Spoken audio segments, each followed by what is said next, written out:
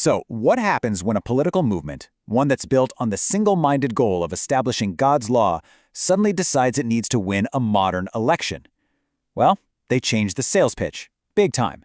Today, we're going to dig into this massive ideological pivot that some Islamist political parties have made, a shift from wanting a Sharia state to promising a welfare state. And really, at its core, the change is just, well, it's incredibly stark. I mean, think about it. On one side, you have the original mission, establishing God's law, Sharia, period. But on the other side, you have the new public-facing goal, building a welfare state for the people. You know, this isn't just some small policy tweak. We're talking about a seismic shift in their very identity, and it opens up some really fascinating questions. All right, so here's how we're going to break it down today. First, we'll look at that original mission. Then, we'll see why it kind of hit a wall, forcing a whole new strategy. After that, we'll put these two visions, the Sharia state and the welfare state, side by side. We'll uncover the deep contradiction at the heart of it all and wrap up with the massive, unresolved question this leaves for their future. Okay, so first things first. To really get a handle on this new direction, we've got to go back to the beginning, the original blueprint. For decades, their one single guiding principle was the creation of an Islamic state. But what does that even mean, an Islamic state? Well, in this context, it's not just about, implementing a few laws.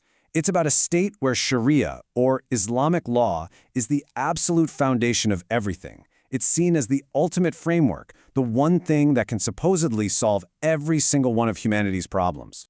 So their whole reason for being, their entire purpose, was built around this single idea. The mission was pretty clear. Convince people that Sharia made sense, show them how it could solve literally everything, from poverty to crime, and then finally put it into practice to create what they believed would be perfect justice straight from divine law. But, as you can imagine, that grand vision ran into a pretty major obstacle: reality.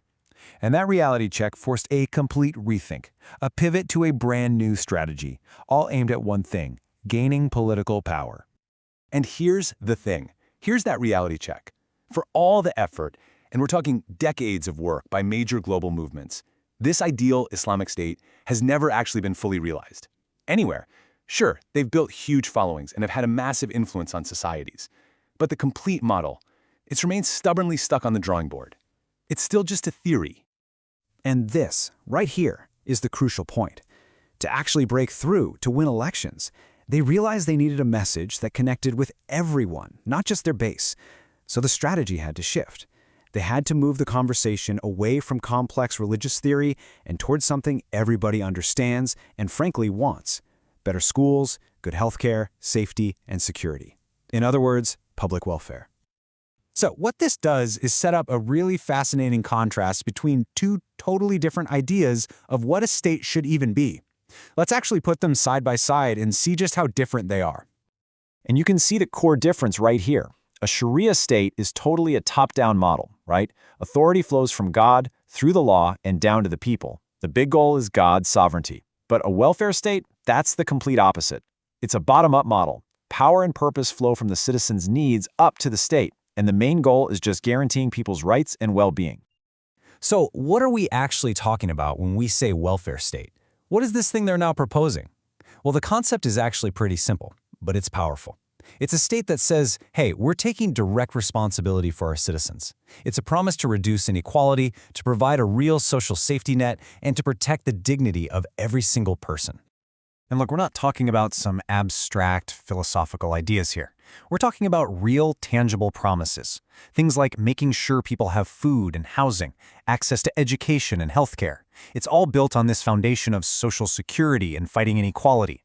And that's a message that, you can imagine, has an incredibly broad appeal. Okay, but this is where it gets really complicated. See, you can't just adopt a shiny new goal and pretend the old one never existed. And this has created a deep internal contradiction. It's essentially divided the party against itself. And that brings us to the absolute heart of the issue, the central question we're looking at today. Can you really have both? Is it possible for that old-school ideology of establishing God's law to peacefully coexist with the new, pragmatic goal of building a modern welfare state? So let's start with the foundation, the original vision. This quote here is from Maulana Maududi, the founder of Jamaat-e-Islami. And his vision was, well, it was total. The goal was to establish God's sovereignty not just in law, but in every single field of life. We're talking philosophy, culture, economics, politics, everything. It was an all-or-nothing mission. Okay, now, contrast that with the party's current, official constitution. The objective now? To establish a just and fair society through democratic means. All that language about God's sovereignty? It's gone. It's been replaced by the language of modern democratic politics. I mean, the difference is just night and day. And this really gets to the paradox at the heart of it all. Internally, for their own members, the core syllabus is still packed with the original ideology. Maududi's theories are still required reading, but externally, their public platform is all about the new welfare state. They are, quite literally, trying to walk in two completely different directions at the exact same time. So what happens in the real world when you try to live with a paradox like this? What are the consequences? Well, that leads us to our final and maybe most critical, unresolved question about their path forward. Well, the fallout is messy, and it's very public. Just imagine a party rally, right? You've got the leadership up on stage talking about healthcare and education, but down in the crowd, you have members chanting the old slogans, like "We want God's law." It creates this massive confusion. You see it in the media, too, where leaders end up making contradictory statements, sometimes saying things that go completely against the very books they still tell their members to read.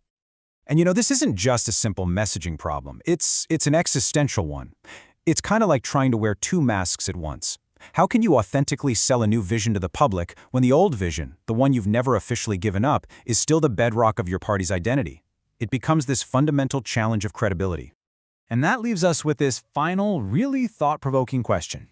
For these movements, and for anyone watching them, the core issue really boils down to this. Can you build a new house on an old foundation if the blueprints you're holding are for two completely different buildings? Is it really possible to construct a new vision for the future while the entire unrenounced architecture of the past, with all of its weight and its history, remains totally intact? That's the question they still haven't answered.